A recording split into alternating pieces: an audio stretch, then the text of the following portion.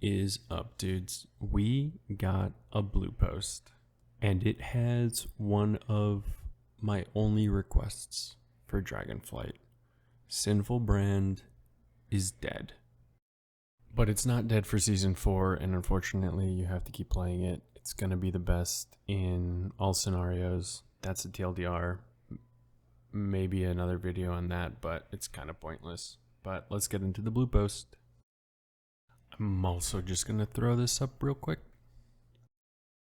So this is mainly the post on the WoW Community Council forum that started or actually got us a blue post in the first place. This whole kind of little discussion, I kind of am playing Switzerland. I agree with both sides and what they have to say. I do not find Sinful brand fun to play. It is a spec that does feel horrible to play. I am glad that Blizzard will be removing it, and I am glad that they at least acknowledged that it's a problem and are doing something about it eventually. What I don't like, though, about this post is that the Demon Hunter Community Council member is stating that it's going to be an implicit nerf to the playstyle in Mythic Plus.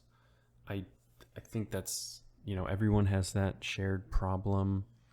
And as a Demon Hunter myself, who's, done some what I consider to be high keys, the really wasn't beneficial in the first place.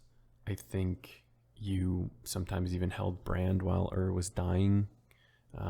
You wouldn't just send it on cooldown anyways, so it's not that impactful. At least I don't believe it's that impactful. Maybe someone's going to come in here and tell me that I'm wrong, but I truly don't think it's that big of a nerf. And by brand, I mean meta. And this is where I place Switzerland again. In the post, they say, we largely view this as a preferred player style issue, which I agree with, and not a balanced one, which I disagree with. I think this is both a playstyle issue and a balancing issue. But what I also don't like is that Blizzard says they don't think it's an appropriate time to disrupt players. I want them to disrupt us. I want them to change things constantly. They love to use the term experiment, but they never experiment. They just leave something for months and then just flip off the switch. So this is what I also don't agree with in these blue posts. Like, please, Blizzard, disrupt us. Make us change constantly. I would love that. And one last thing I want to touch on. I don't like that feedback is, hey, I'm pissed and I want this. And then everybody does this, but they give like some kind of really what seems like an obvious solution to the problem. And it's always like, reduce this or reduce X and then buff our base kit.